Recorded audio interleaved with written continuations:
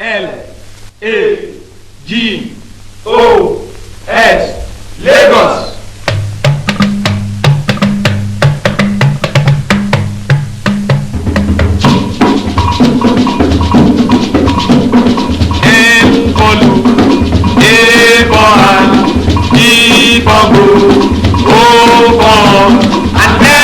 By the virtue of its position as former capital city of Nigeria, Lagos played a host to top-ranking socialites who over the years organized themselves into groups defined along career lines, religious inclinations, areas of residence, and other such interests among others. These groups are popularly known as social clubs. Although the clubs are predominantly domiciled on the Lagos Island, there is no area or division of the state which does not boast of its own collections.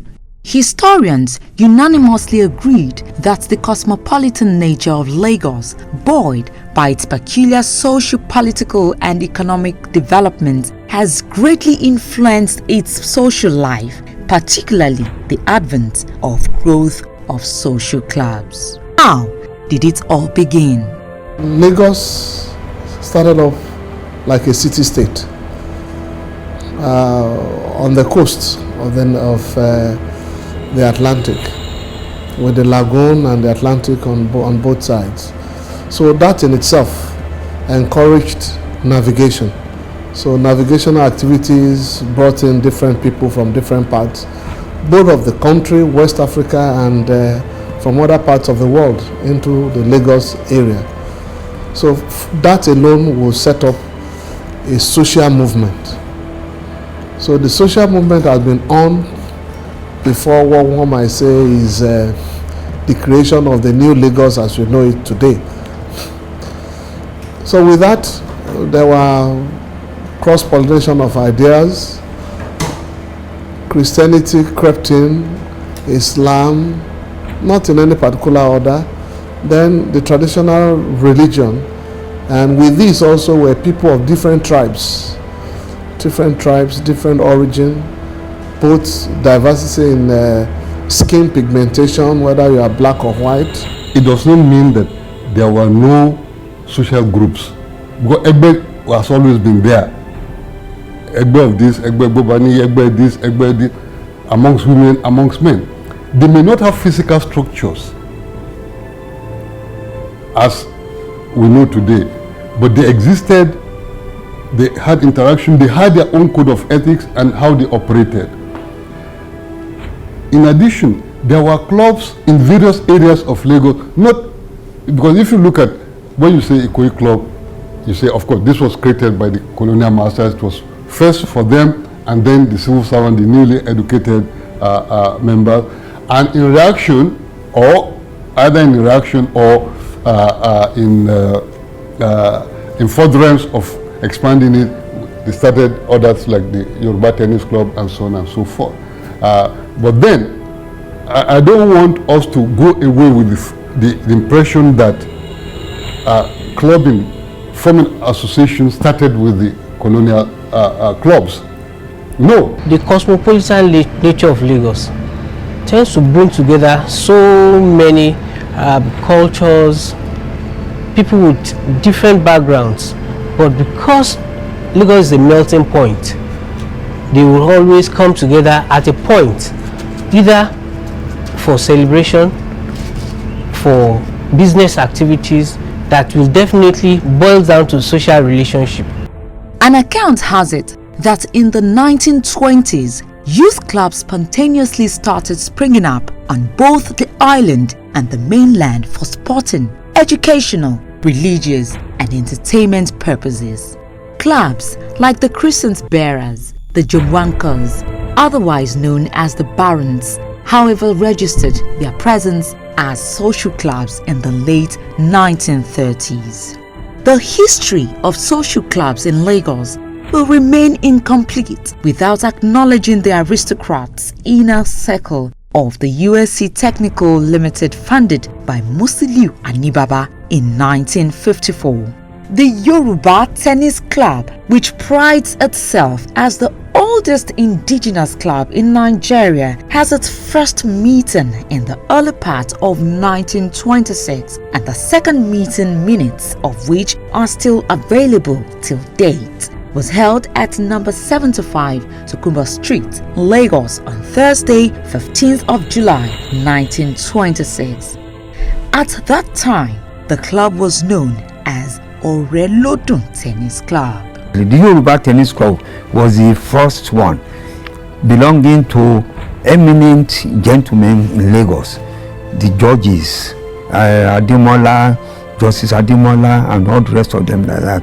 They played tennis, and they called it Yoruba tennis because all the Lagosians were Yorubas, so that the Igbos at one time protested against it, but they have no other way because the members were Yorubas. But you had the Lagos Long Tennis, which was for Europeans only. The Lagos Long Tennis was founded in 1895 or 1875 or something, you know. So, but it was for Europeans only. That is the Lagos Long Tennis Club. But on the other end of the same area was the Yoruba Tennis Club, even though that was not its original site. The club is actually a product of the social life from the colonial era, in the sense that Ikoyi Club is an amalgamation of two clubs. You had the European Club and you had the Golf Club, which are from those days. And in 1938, it was decided to bring the two of them together to form what we will now call Ikoyi Club. And that's why it's known as Ikoyi Club 1938.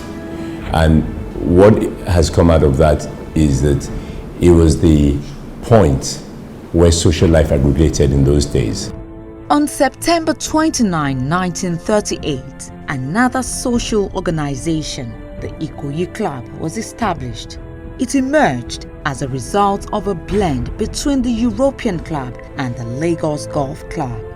The club was entrusted to 3 nominated trustees, namely Sir Donald Kingdom, Henry Stewart, and David Duncan Gabe. The popular Island Club, also a leading social organization in Lagos, was founded on Friday, October 29, 1943 by 50 distinguished gentlemen, including Nigerians and non-Nigerians alike. The Island Club started as a club where both white, black, or whatever color pigmentation you have could share conviviality under the same roof for the first time. And I think it was anywhere in West Africa. And that was the origin of the Island Club. And so they started their battle against racial discrimination. And they called it then the dignity of man, upholding the dignity of man anywhere in the world, irrespective of your race, irrespective of your religion or political affiliations. You were respected first as a human being. Sir Adeyemo Alakija was elected the first chairman of the club. The Lagos Country Club is also one of the oldest in the state. It was founded on the 3rd of August 1949 under its first chairman, Mr. R. Simpson, a Briton. In 1991, the Business Club Ikeja, a premium business network of committed professionals, which was established in the state capital. Members of this club enjoy programs where they build productive relationships and share business experience and economic skills. That also boils down to how we came to the establishment of Lagos State Public Service Club in 1979 under the leadership of, during the administration of Alhaji Lateef Jakonde. The then administration of Alhaji Jakonde, in their own wisdom, realized that civil servants in Lagos State cannot afford to be members of those clubs because of their earning power. They can't afford to pay for membership, let alone the annual subscription. And government felt there must be a forum for social and sporting interaction amongst public servants. Hence the establishment of Lagos State Public Service Club 1979. There are quite a lot of other such clubs everywhere across the state. In Badagry, notable social clubs include the Supreme Club and State House Club in Ajara, Badagry, while Oriwu Club, Public Service Club and Exclusive Club lead the pack in Ikorodu. The famous Epe Club, Ogumodede Club and Alaro Giants place Epe on the map of top social clubs in Lagos, while in Mushin we have Fadaka Club and Ajina Social Club. Many senior citizens who were around then will never forget the fanfare and Abalabi dance, a daytime gathering of young people who engage in various games and entertainment activities with little fees around popular spots like Swing Time Garden in Campus Square and many others. Are there specific objectives of these clubs, or were they just formed to come under different umbrellas for the mere purpose of identification? Human beings are deemed equal and no one is superior to the other. And so that is the position of the Island Club as the premier social club of Nigeria. All work and no play makes Jack a dull boy. Those days the state secretariat was at the GRA here. That led to the location of the club very close to the secretariat. After office hours in those days, members of the club, they come into the club right from their office. They don't need to go through the stress of traffic. Come in to relax. If they have issues, they sit down there, resolve it and play different kinds of games, go home, sleep, become more refreshed before going to the office the next day.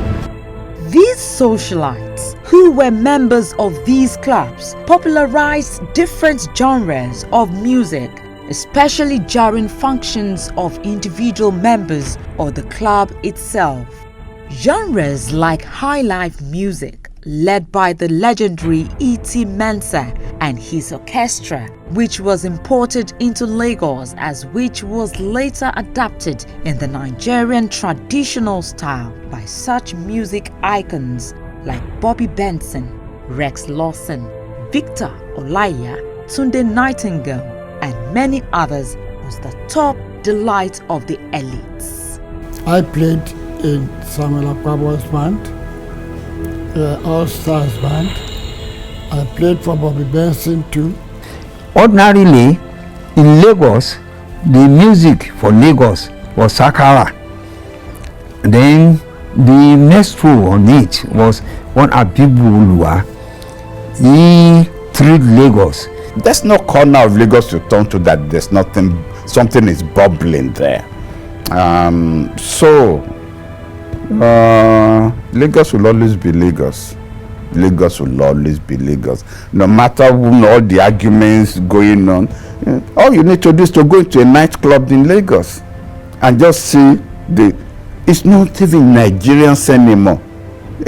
People from everywhere, Lebanese, Indians, Europeans, everywhere.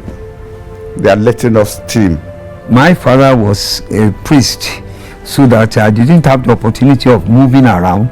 But from school, in the school, we have all children from all parts of Lagos meeting in the school there. We meet more or less in the school. Other genres like Akpala music, Sakara, Agidigbo, and many other traditional variety of music also set Lagos agog in those days.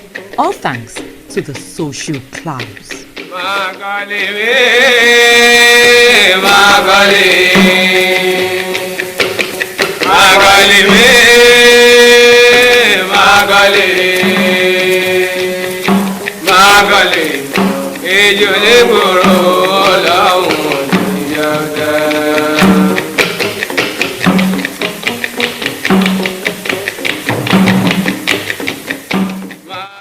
The unique hospitality nature of Lagos State has over the years continued to engender symbiotic relationship.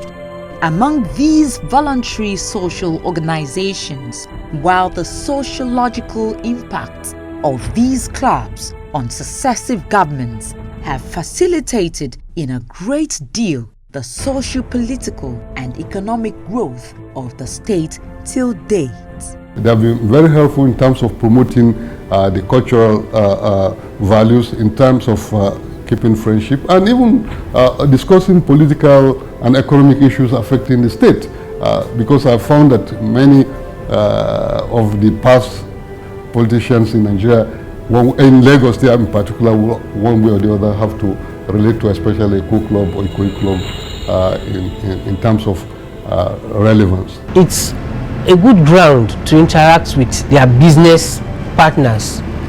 You can sometimes you come to the club, that is where you meet that next man that will give you your next contract. From that point, people will always watch you, the kind of character you have, how they can learn from their interaction with you, how trustworthy, how well they can do business with you. And that, I believe, has enhanced the continuous existence of various social clubs in Lagos. You hardly find any businessman in Lagos that does not belong to any club.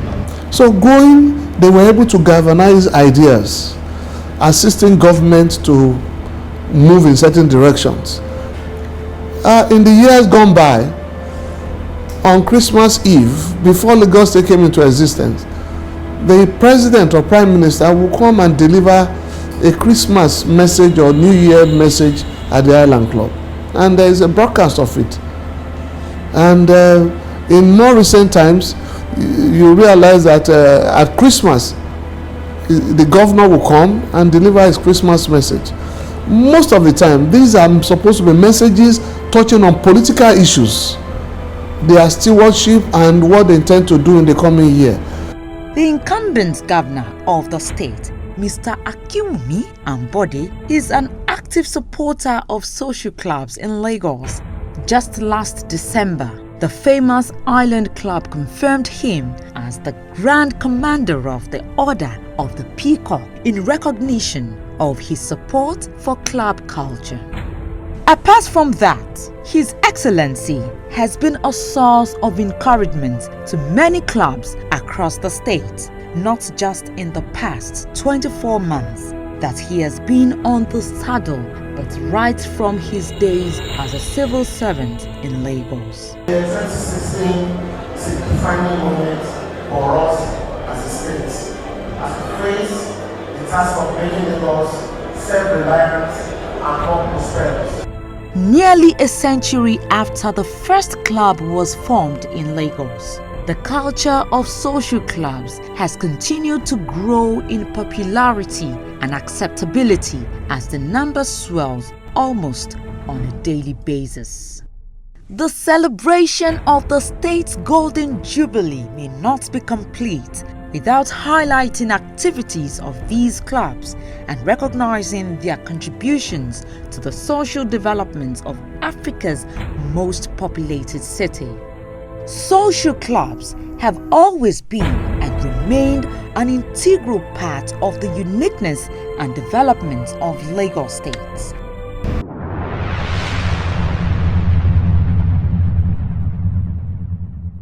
New things are happening every day in Lagos, and you cannot isolate our social clubs from the celebration. The best is yet to come, but Lagos State is doing tremendously well now. Without Lagos State, there will be another country, not Nigeria. It's a home of hospitality. As far as business is concerned, Lagos is where you need to be. Lagos is for everybody. Only God knows how many thousands of people come into Lagos every day. It's a destination for every young Nigerian to come and feel the entrepreneurship spirit. A story of love, a story of appreciation, a story of success, a story of contribution, and a story of appreciation of both the young and the old. In Lagos State, we see that the rules work, there's the rule of law, and we're all progressing in the right direction. There's quality leadership being provided, infrastructure is being developed, and things are being made to work. which is where society needs to go. It's what Ikoyi Club does. It's why Ikoyi Club is going to be 80 years. And yes, Ikoyi Club is older than Lagos State. But Lagos State turns 50, we're sure to turn 80 as well. It will turn 100. And we wish Lagos State many more years because we are a part of Lagos State. We have all been warming up for today, which is a special day which has been set aside for social clubs in Lagos State. Lagos at 50. Enhance the heritage, advance the future. Ìtẹ̀síwájú ìpínlẹ̀ Èkó ló jẹ wá lógún. Lagos.